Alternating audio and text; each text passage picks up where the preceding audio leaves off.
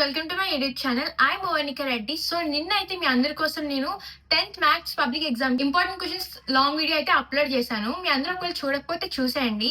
So ఈ రోజు అయితే మీ అందరూ ప్రాక్టీస్ చేస్తూనే ఉంటారు. సో మీకోసం మీ ప్రాక్టీస్ ఇంకా ఈజీగా అవ్వాలని నేను ఇంకా డెప్త్ గా ఎక్స్ప్లెయిన్ చేస్తాను పేపర్ లో ఏ క్వశ్చన్స్ వస్తాయి అనేది. సో ఇంకా మనం లేట్ చేయకుండా వీడియోలోకి వెళ్ళిపోదాం. వీడియో కనుక మీకు కొంచెం లెంతీగా అనిపిస్తే స్పీడ్ లో పెట్టేసుకోండి. ఇంకా స్కిప్ చేయకుండా లాస్ట్ వరకు చూసేయండి. మీరు కనుక స్కిప్ చేస్తే ఒక్క చిన్న పాయింట్ అయినా మిస్ అయిపోయే ఛాన్సెస్ చాలా ఉన్నాయి. సో మీరు లాస్ట్ వరకు స్కిప్ చేయకుండా చూడండి. సో ఇప్పుడైతే ఈ వీడియోలో నేను ఏ క్వశ్చన్ నెంబర్ కి ఏ లెసన్స్ నుంచి వచ్చే ఛాన్స్ ఉన్నాయో మీకు చెప్తాను. మోస్ట్లీ అలాగే వస్తుంది. సో మీరు కూడా స్ట్రెస్ లేకుండా అందులోంచి సమ్స్ ని ప్రాక్టీస్ చేస్తే మీ టైం కూడా చాలా సేవ్ అవుతుంది. మీకంటే నిన్నటి వీడియో చూడకపోతే నేను డిస్క్రిప్షన్ లో లింక్ పెడతాను, మీరు జస్ట్ చూసేయండి. ఇప్పుడు నేను చెప్పిన దానికి చాలా లింక్ ఉంటుంది అనమాట. మీరు ఆ ఇంపార్టెంట్ క్వశ్చన్స్ ప్రాక్టీస్ చేస్తే ఇంకా ఈజీగా ఉంటుంది. ఇప్పటివరకు మీ ప్రిపరేషన్ ఎంతవరకు వచ్చిందో నాకు కామెంట్ సెక్షన్ లో చెప్పండి. ఈ ప్రిపరేషన్ టైంలో మీ దగ్గర కనుక డీసీబీ బుక్ ఉంటే అది ఓపెన్ చేసుకుంటే అది మీకు చాలా యూస్ఫుల్ అవుతుంది. సో ఇప్పుడైతే నేను సెక్షన్ 4, సెక్షన్ 3, సెక్షన్ 2 ఆ తర్వాత సెక్షన్ 1 కి వెళ్తా. ఫస్ట్ నేను సెక్షన్ 4 స్టార్ట్ చేస్తా. సెక్షన్ 4 లో టోటల్ 10 క్వశ్చన్స్ ఉంటాయి. అందులో అన్నిటికీ ఇంటర్నల్ చాయిస్ ఉంటది. సో ఓన్లీ 5 రాయాలి. ఈ 5 కనుక రాస్తే మనకి ఈజీగా 40 మార్క్స్ వచ్చేస్తాయి. సో ఫస్ట్ మన కాన్సన్ట్రేషన్ అంతా సెక్షన్ 4 మీద పెడితే మనం ఈజీగా పాస్ అయిపోవచ్చు. సో సెక్షన్ 4 లో ఫస్ట్ క్వశ్చన్ 29th నెంబర్, అందులో ఏ అండ్ బి ఉంటది.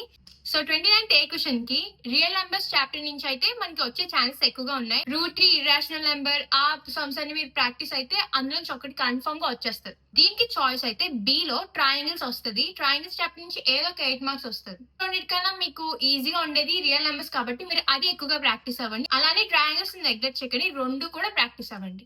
సో 30th క్వశ్చన్ లో ఫస్ట్ క్వశ్చన్ ఏలో కోఆర్డినేట్ జియోమెట్రీ నుంచి అయితే వస్తుంది. ఇది అయితే చాలా ఈజీ, మన అందరికి చాలా తెలుసు. One of the most easiest chapter ఏంటంటే అది కోఆర్డినేట్ జియోమెట్రీ. సో మీరు కనుక ఇది బాగా ప్రాక్టీస్ అయితే మీకు ఇంకో 8 మార్క్స్ మీ చేతిలో ఉన్నట్టే. దీనికి చాయిస్ గా బి లో areas related to circle chapter నుంచి అయితే మనకు వస్తుంది. సో ఈ రెండింటిలో పోల్చుకుంటే కోఆర్డినేట్ జియోమెట్రీ చాలా ఈజీ కాబట్టి నేనైతే అదే ప్రాక్టీస్ చేస్తా, మీకు కూడా అదే రికమెండ్ చేస్తున్నా. సో 30th క్వశ్చన్ ఏలో అయితే ప్రాబిలిటీ వస్తుంది అనమాట. మోస్ట్ ఛాన్సెస్ అదే ఉన్నాయి. సో ప్రాబిలిటీ మీరు బాగా పక్కగా ప్రాక్టీస్ అయిపోండి. ప్రాబిలిటీ చాలా ఈజీ. దీనికి చాయిస్ అయితే బి నుంచి అప్లికేషన్స్ ఆఫ్ ట్రిగ్నోమెట్రీ నుంచి వస్తుంది. సో దీనికైతే నేను ఆబ్వియస్లీ ప్రాబిలిటీ చేయమని చెప్తాను, ఎందుకంటే ప్రాబిలిటీ చాలా ఈజీ అని మన అందరికీ తెలుసు. ట్రిగ్నోమెట్రీ అంటే అందరికీ చాలా డౌట్ ఉంటుంది. సో మీరేం స్ట్రెస్ తీసుకోకుండా ఫస్ట్ ప్రాబిలిటీ చేసి ఆ తర్వాత ట్రిగ్నోమెట్రీలోకి వెళ్ళండి. సో 32nd క్వశ్చన్ లో ఏ లో అయితే మనకి స్టాటిస్టిక్స్ ఇస్తారు. స్టాటిస్టిక్స్ కూడా చాలా ఈజీ, కానీ మీకు అది కరెక్ట్ గా ఎక్స్ప్లెయిన్ చేసే వాళ్ళు ఉండరు. దానికి ఆప్షన్ గా బి లో అయితే అర్థమెటిక్ ప్రోగ్రెషన్స్ నుంచి వస్తుంది. అర్థమెటిక్ ప్రోగ్రెషన్స్ చాలా ఈజీగా కాబట్టి సో అది నేను అయితే ఎక్కువగా ప్రాక్టీస్ చేస్తాను, ఎందుకంటే స్టాటిస్టిక్స్ ఈజీగా మార్క్స్ కూడా కోల్పోవచ్చు. 33rd క్వశ్చన్ లో ఏ అండ్ బి 2 కూడా లీనియర్ ఈక్వేషన్స్ విత్ 2 వేరియబుల్స్ నుంచి వస్తాయి. 2 గ్రాఫ్, 2 కూడా చాలా ఈజీగా ఉంటది. నాకు తెలిసి 2 కూడా సిమిలర్ గానే ఉంటాయి, కానీ కొంచెం హార్డ్ గా ఒకటి ఉంటది. సో మీరు అందులో ఉన్న ఎవ్రీ 8 మార్క్ ఇంపార్టెంట్ క్వశ్చన్ నేను ముందు వీడియోలో చెప్పినవన్నీ ప్రాక్టీస్ అయిపోండి, చాలా ఈజీగా వస్తుంది. సో నేను ముందు పోస్ట్ చేసిన వీడియోకి లింక్ అయితే నేను డిస్క్రిప్షన్ లో పెడతాను, మేక్ షూర్ టు చెక్అవుట్. మనకి మ్యాథ్స్ పేపర్ లో అయితే 33rd question A and B both కూడా గ్రాఫ్ ఇస్తారు. గ్రాఫ్ లేకుండా అసలు పేపర్ ఉండదు. సో గ్రాఫ్ లో కొన్ని మైనర్ మిస్టేక్స్ మీరు అవాయిడ్ చేయాలని నేను ఇప్పుడు మీకు చెప్తున్నా. మీరు గ్రాఫ్ నీట్ గా లైన్ గా గీసుకొని ఎవ్రీ పాయింట్ కూడా మీరు నీట్ గా పాయింట్ చేసుకోవాలి. ఆ తర్వాత మీరు వర్టికల్ లైన్ కి రైట్ హ్యాండ్ సైడ్ మీరు ఎక్స్, దీనికి left hand side X dash అని పెట్టుకోవాలి. ఎక్స్ కి డాష్ చాలా ఇంపార్టెంట్. అండ్ హారిజాంటల్ లైన్ కి మీరు పైన వై అండ్ కింద వై డాష్ అని మెన్షన్ చేసుకోవడం చాలా ఇంపార్టెంట్. ఆ తర్వాత మీరు మీ రైట్ హ్యాండ్ సైడ్ టాప్ లో స్కేల్ మెన్షన్ చేయాలి. సో స్కేల్ అని రాసి స్కేల్ మెన్షన్ చేయాలి. సో స్కేల్ అని రాసి ఆన్ ఎక్స్ యాక్సిస్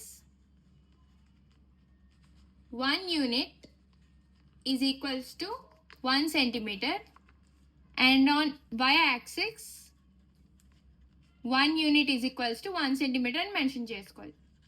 ఒకవేళ మీరు యూనిట్ కనుక ఎక్స్పాండ్ చేసుకుంటే 1 unit is equals to 2 centimeters or 3 centimeters అని మీరు పెట్టుకోవాలి. దాన్ని బట్టి మీ గ్రాఫ్ చూస్తారు. సో ఇది కనుక లేకపోతే మీకు 1 or 2 మార్క్స్ కంపల్సరీగా తీసేస్తారు. సో గ్రాఫ్ లో కూడా మీరు ఏదైనా ప్లాట్ చేసినప్పుడు ఫర్ ఎగ్జాంపుల్ 4,3 ఇలా స్టార్ లో పెట్టుకొని 4,3 అని మెన్షన్ చేయాలి. దానికి ఒకళ్ళు మీరు A R B, P R Q అని నేమ్ కనుక పెడితే అది కూడా మెన్షన్ చేయాలి. సో గ్రాఫ్లో ఇదే మైనర్ మిస్టేక్స్, ఇది అయిపోయింది. సో గ్రాఫ్ అయితే కన్ఫర్మ్ గా ఏ అండ్ బి కూడా లీనియర్ ఈక్వేషన్స్ ఇన్ 2 వేరియబుల్స్ నుంచి మోస్ట్లీ వస్తుందని నేనైతే అనుకుంటున్నా. నేనైతే ఆ సమ్స్ మీద ఎక్కువ కాన్సన్ట్రేట్ పెడుతున్నా. సో మీరు కూడా ఫస్ట్ అవి ప్రాక్టీస్ చేసేసి తర్వాత నెక్స్ట్ దానికి వెళ్ళండి.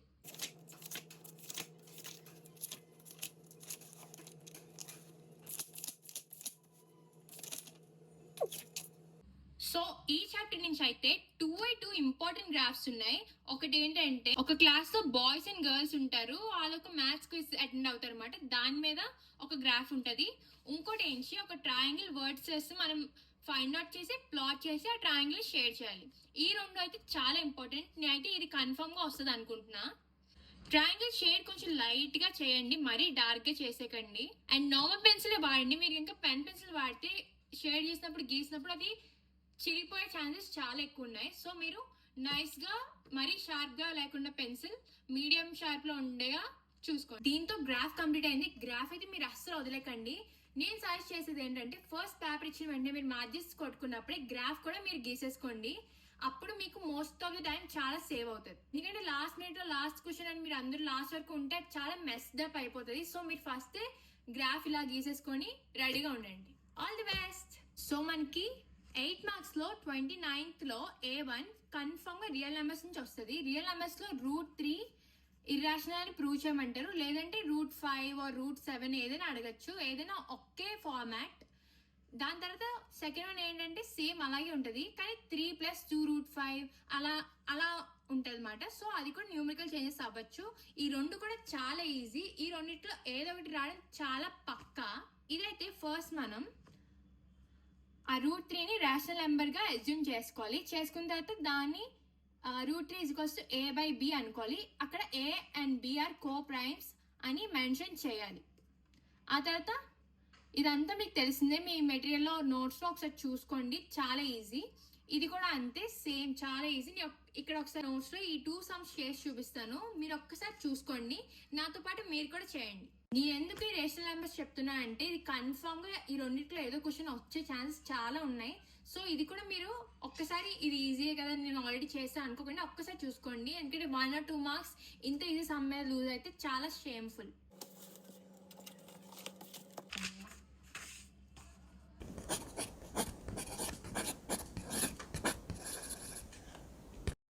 సో మనం ఫస్ట్ ఏం చేయాలంటే, let us assume that √3 is rational. So √3 is equals to a/b, where a, b are co-primes. Let us assume that √3 is rational. So √3 is equals to a/b, where a, b are co-primes అని మనం mention చేసుకోవాలి. ఇది చాలా important. ఇప్పుడు squaring on both sides చేసుకోవాలి.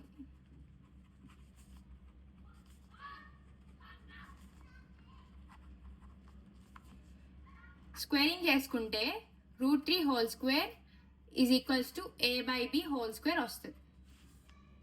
√3లో square ఇంకా √2 cancel అయిపోతాయి కాబట్టి 3 ఈజ్ ఈక్వల్స్ టు a²/b² వస్తుంది. So 3b² is equals to a². ఇది ఈక్వేషన్ 1 గా మనం మెన్షన్ చేసుకోవాలి.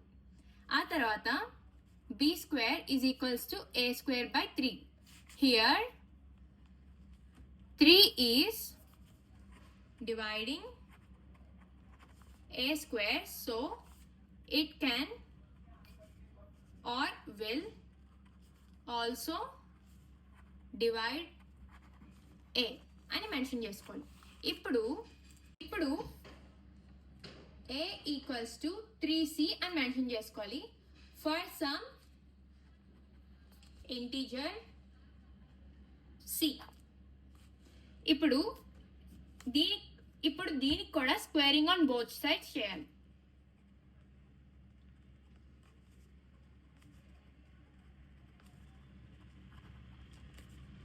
స్క్వేరింగ్ చేస్తే a² + 3c² వస్తుంది మనకి. బై ది ఈక్వేషన్ 1 ఇక్కడ a square is equals to 3b square. So మనం ఈ a square 3b square అనేది ఈ a square ప్లేస్లో ఇక్కడ 3b square అనేది మెన్షన్ చేసుకోవాలి. సో ఇక్కడ 3b square is equals to, ఇది స్క్వేరింగ్ కదా, 3 స్క్వేర్ ఎంత 9 ఇంకా c స్క్వేర్. ఇక్కడ 3 9 క్యాన్సిల్ అయిపోతే b square is equals to 3c square వస్తుంది. ఇప్పుడు b స్క్వేర్ బై 3 వేసుకొని ఇక్కడ is equals to c square అని పెట్టుకోండి. మళ్ళీ ఇక్కడ సేమ్ ఏతో ఎలా అయిందో అలాగే. Here 3 is dividing b square, so it will also divide b అని రాసుకోండి. అని ఇక్కడ 3 ఏకి బికి రెండింటికి ఫ్యాక్టర్గా ఉన్నది. కానీ ఇక్కడ మనం ఏమని మెన్షన్ చేస్తాం, a and b are coprimes అని మెన్షన్ చేస్తాం. So but this is contradicting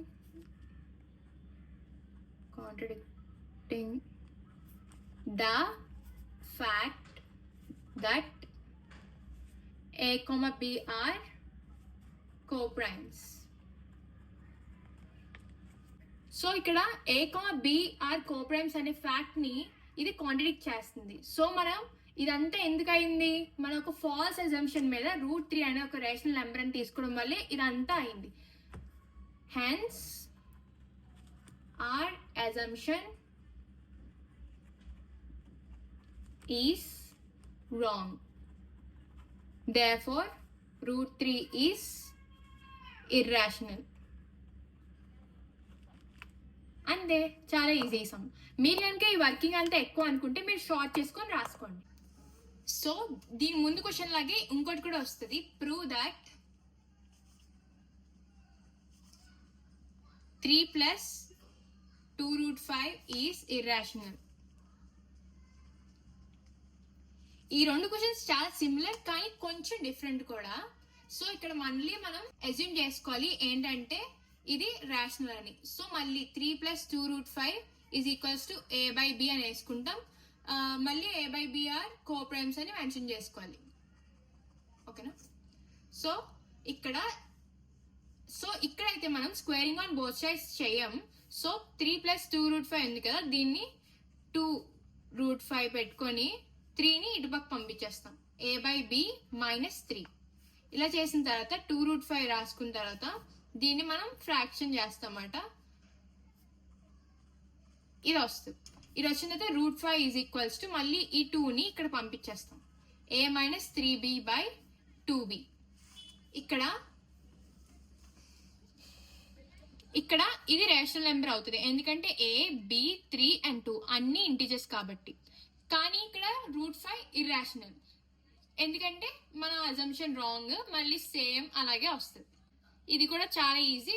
దీంతో కంపేర్ చేస్తే ఇది కొంచెం షార్ట్. ఈ రెండిట్లో అయితే ఒకటి పక్కగా వచ్చేస్తుంది. మీరు ఈ రెండు కొంచెం బాగా ప్రాక్టీస్ అయిపోండి. న్యూమరికల్ చేంజెస్ చేసి కూడా కొంచెం ప్రాక్టీస్ చేయండి. నేను ఈ రెండు క్వశ్చన్స్ ఇంకా గ్రాఫ్ మీకోసం ఎందుకు చెప్పానంటే ఈ రెండు క్వశ్చన్స్ ఒకటి కన్ఫర్మ్ వస్తుంది, ఇంకా గ్రాఫ్ కూడా కన్ఫర్మ్ వస్తుంది. సెక్షన్ 4 లో ఫస్ట్ క్వశ్చన్ రియల్ నెంబర్స్ లోంచి వస్తుంది, ఇంకా లాస్ట్ క్వశ్చన్ వచ్చేసి గ్రాఫ్ వస్తుంది. ఈ రెండు మీరు బాగా ప్రాక్టీస్ అయితే మీ చేతిలో 16 మార్క్స్ చాలా ఈజీగా ఉన్నట్టే. ప్రెజెంటేషన్ కూడా కొంచెం బాగా చేసుకోండి ఎందుకంటే మ్యాథ్స్ కదా, మీరు గాబరాలో కొంచెం బాగా చేయకపోవచ్చు, మీరు బాగా చేసేయండి. సో దీంతో మనకి సెక్షన్ 4 అయిపోయింది. ఇది కనుక మనం అన్ని కరెక్ట్ గా అటెంప్ట్ చేస్తే మనకి 40 మార్క్స్ వచ్చేసినట్టే, ఈజీగా పాస్ అయిపోయినట్టే. సో నెక్స్ట్ వచ్చేసి సెక్షన్ 3. అందులో అన్ని 4 మార్క్స్ కి ఉంటే టోటల్ 8 క్వశ్చన్స్ ఇస్తారు. దీనికైతే అస్సలు చాయిస్ ఉండదు. సో 8 × 4 మనకి 32 మార్క్స్ వస్తుంది. సో 4 మార్క్స్ 21st క్వశ్చన్ అయితే మనకి ప్రాబిలిటీ నుంచి వచ్చే ఛాన్సెస్ చాలా ఎక్కువ ఉన్నాయి. సో మీరు 4 మార్క్స్ వల్ల ప్రాబిలిటీ చాప్టర్ నుంచి బాగా ప్రాక్టీస్ చేసేయండి. సో 22nd క్వశ్చన్ స్టాటిస్టిక్స్ నుంచి వచ్చే ఛాన్స్ ఉంది. సో అది కూడా మీరు బాగా ప్రిపేర్ అయిపోండి. 23rd క్వశ్చన్ అయితే సర్ఫేస్ ఏరియా అండ్ వాల్యూమ్స్ నుంచి వచ్చే ఛాన్స్ చాలా ఎక్కువ ఉంది. సో మీరు అది ఎక్కువ ఇంట్రెస్ట్ పెట్టి చదవండి ఎందుకంటే అది అందరూ చాలా కష్టంగా ఉందని మా ఫ్రెండ్స్ అందరూ అంటున్నారు. 24th క్వశ్చన్ క్వాడ్రాటిక్ ఈక్వేషన్స్ నుంచి వస్తుంది. క్వాడ్రాటిక్ ఈక్వేషన్స్ అయితే చాలా ఈజీ, అంతా ఫ్యాక్టరైజేషన్ లోనే ఉంటది. సో ఇది కూడా మీరు ఈజీగా రాసేయచ్చు. 25th క్వశ్చన్ ట్రిగ్నోమెట్రీ నుంచి వస్తుంది. మీరు అందరూ కొంతమంది ఎవరైనా అది కష్టం అనుకుంటున్నారేమో కానీ చాలా ఈజీ. మీరు కొంచెం కాన్సంట్రేషన్ పెట్టి చదివితే అది చాలా ఈజీగా వచ్చేస్తుంది. సో ఏం స్ట్రెస్ పడకండి. 25th క్వశ్చన్ అయితే ట్రిగ్నోమెట్రీ నుంచి వస్తుంది. 26th question arithmetic progressions. Arithmetic progressions మా అందరికీ తెలిసిందే, చాలా ఈజీ. కానీ అందులో కొన్ని ఫార్ములాస్ ఉంటాయి, అవన్నీ మీరు బాగా గుర్తుపెట్టుకోండి. అది కనుక కన్ఫ్యూజ్ అయితే మీకు మార్క్స్ ఈజీగా పోవచ్చు. 27th క్వశ్చన్ అయితే సర్కిల్స్ నుంచి వస్తుంది. సర్కిల్స్ చాలా ఈజీ. 28th క్వశ్చన్ అయితే పాలినామియల్స్ నుంచి వస్తుంది. అయితే మరి అందరికీ చాలా ఈజీ, ఎందుకంటే ఫస్ట్ నుంచి ఇప్పటి వరకు ప్రాక్టీస్ చేస్తూనే ఉన్నాం కాబట్టి అస్సలు కంగారు పడాల్సిందే. ఇప్పుడు వచ్చేసి సెక్షన్ 2. సెక్షన్ 2 కి వచ్చేస్తే ఇందులో టోటల్ 8 క్వశ్చన్స్ ఉంటాయి. ఒక్కొక్క question carries 2 marks. So 8 into 2 16 marks. అందరూ చాలా లైట్ తీసుకుంటారు కానీ మోస్ట్లీ 1 మార్క్ 2 మార్క్స్ లోనే అందరికి ఎక్కువ మార్క్స్ పోతుంటాయి. So please concentrate on section 1 and section 2. Section 2 లో ఫస్ట్ క్వశ్చన్ 13th క్వశ్చన్, అదైతే సర్ఫేస్ ఏరియా అండ్ వాల్యూమ్స్ నుంచి వచ్చే ఛాన్సెస్ చాలా ఎక్కువ ఉన్నాయి. సో మీరు అవన్నీ కొంచెం కాన్సన్ట్రేషన్ పెట్టి చదవండి. 14th క్వశ్చన్ వచ్చేసి పాలినామియల్స్ చాప్టర్ నుంచి వస్తుంది. సో మా అందరికి ఆల్రెడీ తెలిసిందే, చాలా ఈజీ. సో మీరు అందరూ బాగా రాసేస్తారు. 5th క్వశ్చన్ వచ్చేసి క్వాడ్రాటిక్ ఈక్వేషన్స్. ఇది కూడా సేమ్ సిమిలర్ టు పాలినామియల్స్. మా అందరూ ఇది బాగా రాసేయచ్చు. నెక్స్ట్ 16th క్వశ్చన్ వచ్చేసి ట్రయాంగిల్స్ నుంచి వస్తుంది. ట్రయాంగిల్స్ కొంచెం కాంప్లికేటెడ్ కానీ చాలా ఈజీ. నేనైతే మీకు గ్యారంటీ ఇస్తున్నాను, మీరు కనుక బాగా ప్రాక్టీస్ చేస్తే మీరు ఈజీగా రాసేయచ్చు. Next 17th question coordinate geometry నుంచి వస్తుంది. ఇది కూడా చాలా ఈజీ. ఇది కొంచెం మేబీ ఒక 1 2 3 4 అలాంటి క్వశ్చన్ అయితే వచ్చు. సో మీరు ఇది అలాంటి క్వశ్చన్స్ మీద ఎక్కువ కాన్సన్ట్రేట్ చేయండి. 18th 19th 2 క్వశ్చన్స్ కూడా ట్రిగ్నోమెట్రీ, కానీ 18th క్వశ్చన్ ట్రిగ్నోమెట్రీ నుంచి వస్తుంది. 19th one applications of trigonometry నుంచి వస్తుంది. సో ఈ రెండు కూడా మన అందరూ చాలా కష్టం అనుకుంటాం కానీ చాలా ఈజీ. మీరు అందరూ కొంచెం బాగా ప్రాక్టీస్ చేయండి, నేను కూడా చేస్తా. సో సెక్షన్ 2 లో లాస్ట్ క్వశ్చన్ 20th క్వశ్చన్, ఇదైతే సర్కిల్స్ నుంచి వస్తుంది. ఇది అందరికీ తెలిసిందే, చాలా ఈజీ. ఫైనల్లీ సెక్షన్ 1 కి వచ్చేసాం. సెక్షన్ 1 లో టోటల్ 12 క్వశ్చన్స్ ఉంటాయి, అన్ని 1 మార్క్ కాబట్టి 12 into 1 మనకి టోటల్ 12 మార్క్స్ వచ్చేస్తాయి. ఫస్ట్ క్వశ్చన్ రియల్ నెంబర్స్ నుంచి వస్తుంది. సెకండ్ క్వశ్చన్ పాలినామియల్స్ నుంచి వస్తుంది. Third question linear equations in 2 variables నుంచి వస్తుంది. ఫోర్త్ క్వశ్చన్ అర్థమెటిక్ ప్రోగ్రెషన్స్ నుంచి వస్తుంది. ఫిఫ్త్ క్వశ్చన్ ట్రయాంగిల్స్ నుంచి వస్తుంది. Sixth question some applications of trigonometry నుంచి వస్తుంది. సెవెంత్ క్వశ్చన్ సర్కిల్స్ నుంచి వస్తుంది. Eighth questions surface area and volumes నుంచి వస్తుంది. నైన్త్ క్వశ్చన్ ప్రాబబిలిటీ నుంచి వస్తుంది. 10th క్వశ్చన్ పాలినామియల్స్ నుంచి వస్తుంది. 11th question introduction to trigonometry నుంచి వస్తుంది. And 12th question quadratic equations నుంచి వస్తుంది. సో ఇవన్నీ కూడా 1 మార్క్ క్వశ్చన్స్. ఇవి చాలా ఈజీగా మార్క్స్ పోతాయి కూడా. సో మీరు కొంచెం కాన్సన్ట్రేషన్ ఎక్కువ పెట్టి బాగా ప్రాక్టీస్ చేయండి. ఇప్పటిదాకా నా వీడియో చూసినందుకు చాలా థ్యాంక్ యూ. మీరందరూ మ్యాథ్స్ ఎగ్జామ్ చాలా బాగా రాయాలని నేనైతే మీ అందరికి బెస్ట్ విషెస్ చెప్తున్నా. అండ్ నాకు కూడా మీ అందరూ ఆల్ ది బెస్ట్ చెప్పండి. నెక్స్ట్ వచ్చే physics, biology and social exam కూడా నేను ఇలాగే ఇంపార్టెంట్ క్వశ్చన్స్ అన్ని పోస్ట్ చేస్తాను. సో ప్లీజ్ సబ్స్క్రైబ్ చేసుకోండి, అప్పుడు మీరు అందరూ అప్డేటెడ్ గా ఉండొచ్చు. ఈ వీడియో అయితే మీరు మీ 10th క్లాస్ ఫ్రెండ్స్ కి కూడా షేర్ చేయండి, ఎందుకంటే వాళ్ళకి కూడా యూజ్ అవుతుంది కాబట్టి. రేపు నేను ఎగ్జామ్ డే బ్లాగ్ అయితే పోస్ట్ చేస్తాను. సో అది మీరు చూడాలనుకుంటే సబ్స్క్రైబ్ చేసుకొని నోటిఫికేషన్ ఆన్ చేసుకోండి. వీడియో కనుక మీకు నచ్చినట్లయితే కామెంట్ సెక్షన్ లో కామెంట్ చేయండి. మీకు ఇంకేమైనా డౌట్స్ ఉంటే ఫీల్ ఫ్రీ టు ఆస్క్. నేనైతే 100% రెస్పాండ్ అవుతా. అండ్ నాకు ఆల్ ది బెస్ట్ చెప్పిన అందరికి చాలా థ్యాంక్ యూ. మీ అందరి విషెస్ నాకు చాలా కాన్ఫిడెంట్ పెంచుతున్నాయి. And thank you lot for watching this video and bye.